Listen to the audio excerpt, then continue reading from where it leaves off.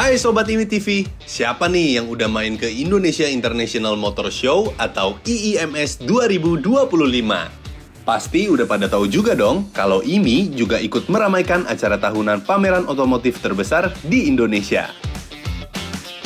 Di tengah keseruan IIMS 2025, IMI melalui salah satu divisinya, yaitu mobilitas, kembali menggelar diskusi dengan pembahasan kustomisasi kendaraan bermotor sesuai dengan Peraturan Menteri Perhubungan Nomor 45 Tahun 2023 atau PM45 Kustomisasi.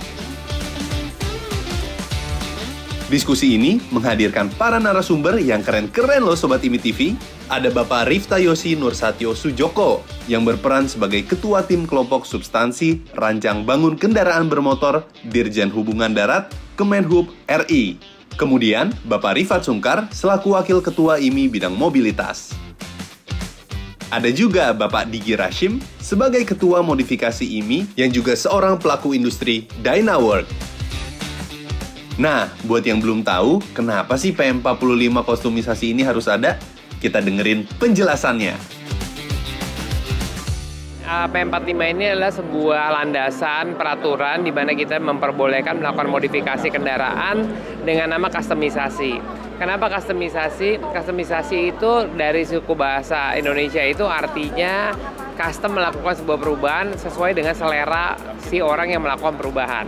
Kalau modifikasi itu melakukan perubahan dari yang ada menjadi sesuatu yang hanya ditacap.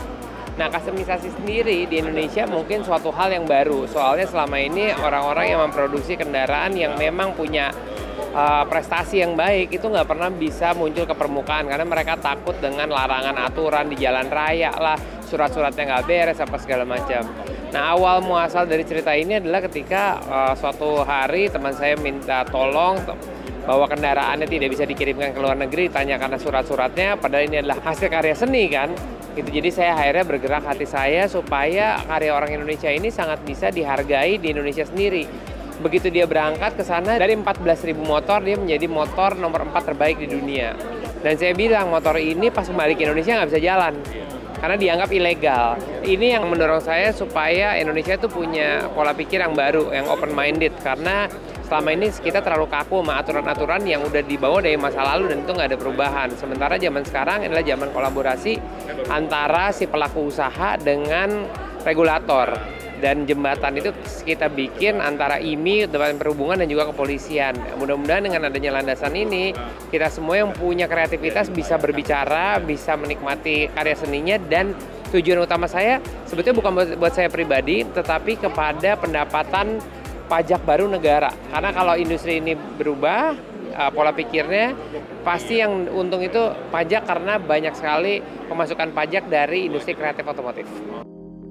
Jadi gitu Sobat IMI TV, dengan adanya regulasi kustomisasi kendaraan ini, baik mobil atau motor custom, sekarang udah legal dan bisa turun ke jalan. Tapi ada syaratnya, ini dia nih. Kami Kementerian Perhubungan telah mengeluarkan PM45 tahun 2023 di mana PM itu terkait dengan kustomisasi kendaraan bermotor. Jadi tujuan kami adalah untuk dapat melegalkan kendaraan-kendaraan yang dilakukan oleh custom tersebut, di mana kendaraan custom harus dilakukan oleh bengkel custom yang sudah terverifikasi, di mana produksinya harus dapat tetap menjamin layak jalan serta teknis serta safety dari kendaraan tersebut. Dan intinya kami dari pemerintah tidak berniat untuk membatasi daya kreativitas dari rekan-rekan khususnya bengkel-bengkel custom. Jadi tujuan kami adalah mengarahkan, menjamin bahwa produk-produk mereka nantinya akan dapat bersaing, tetap menjaga faktor keselamatan.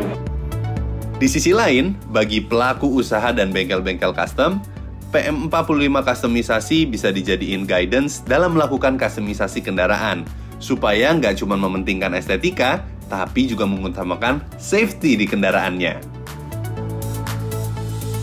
PM45 itu buat pelaku usaha sebagai guidance bagaimana cara mengcustom, bagaimana cara memodifikasi kendaraan yang sebelumnya tidak ada aturannya. Artinya orang secara liar merubah kendaraan, bentuknya, spesifikasi teknisnya, tidak ada parameter safety-nya gitu. Nah, khususnya safety dan copyright dari model yang ditiru. Nah, dengan PM45 secara safety akan terjaga. Lalu spesifikasi teknisnya sesuai dengan parameter-parameter keselamatan yang ada di peraturan yang sudah ada sebelumnya. Lalu dari sisi copyright atau hak cipta dari model yang ditiru, ini sudah dijaga. Ada peraturannya, harus model kendaraan di atas 25 tahun umurnya. Jadi tidak bisa misalnya ada kendaraan A, modelnya tahun 2020 langsung ditiru gitu. Nah, itu tidak bisa diaplikasikan di PM45 karena umurnya harus di atas 25 tahun. Ranahnya Kementerian Perhubungan hanya dapat mengakomodir perubahan-perubahan dalam modifikasi dan customisasi. Untuk pembuatan mobil dari nol itu akan melibatkan stakeholder lain dari perindustrian, dari Bea Cukai, dan lain-lain.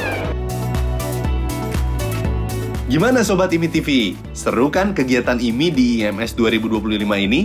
Masih ada banyak lagi kegiatan seru kita lainnya. Jangan lupa mampir di booth IMI juga ya, yang terletak di Gambir Expo. Sampai ketemu di video selanjutnya Sobat IMI TV.